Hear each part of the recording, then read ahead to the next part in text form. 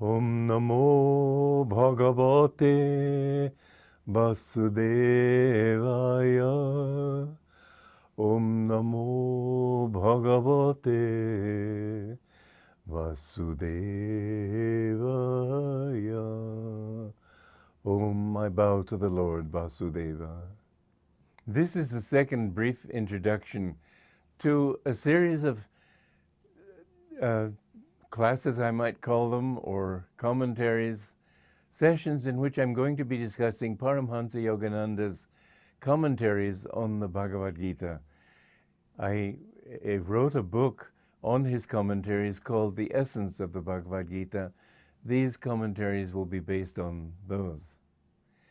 The Bhagavad Gita, as I said last time, is one of the great scriptures of the world. In many ways, it's the greatest because it's the most condensed and amazingly clear description of man's ascent from matter to the heavens and to union with God.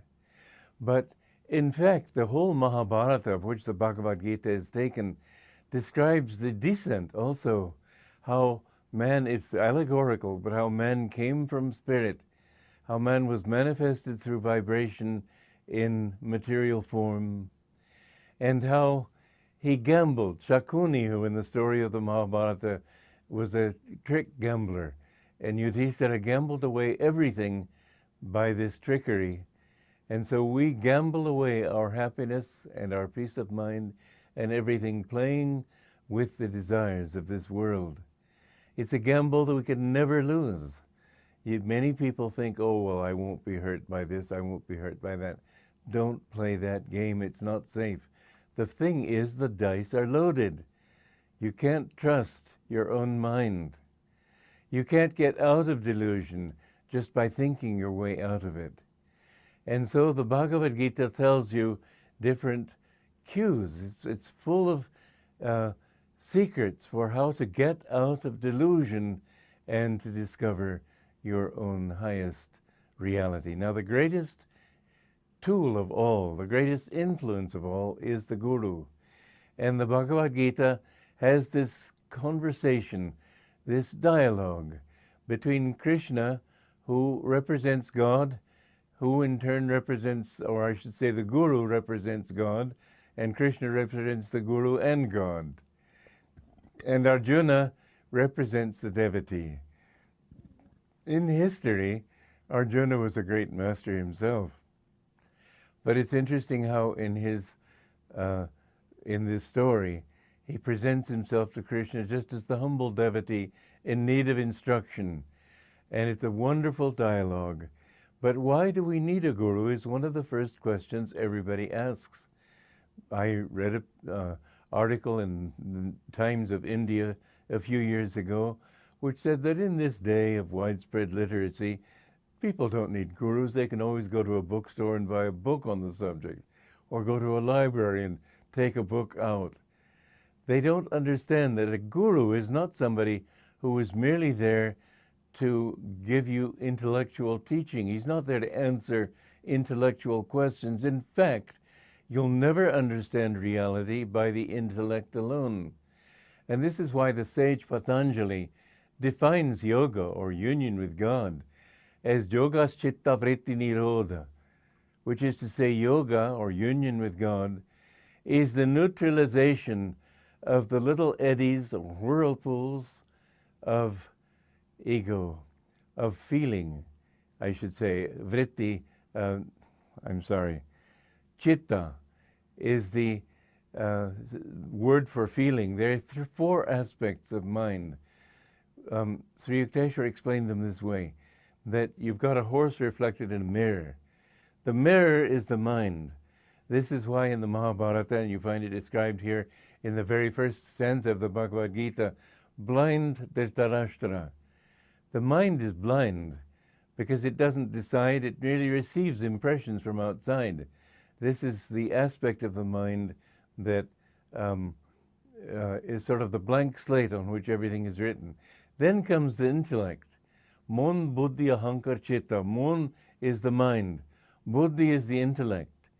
And the intellect looks at this image of a horse in the mirror and says, oh, that's a horse. Well, you're not bound by that definition. The ego then comes in and says, oh, that's my horse.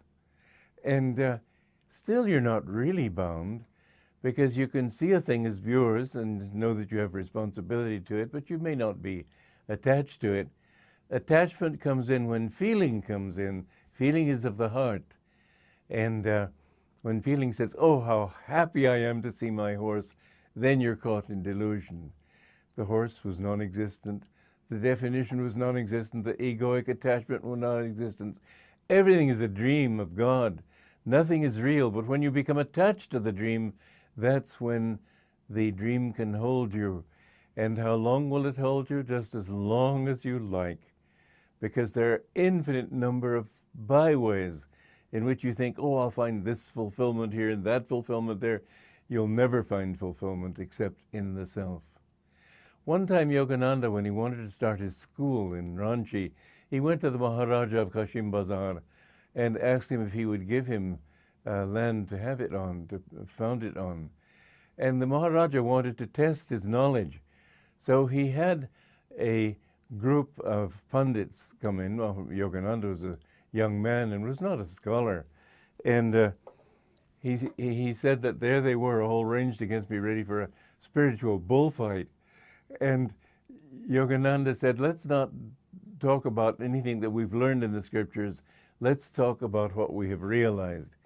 And of course, that took all the wind out of their sails, because that's all the understanding they had was intellectual knowledge.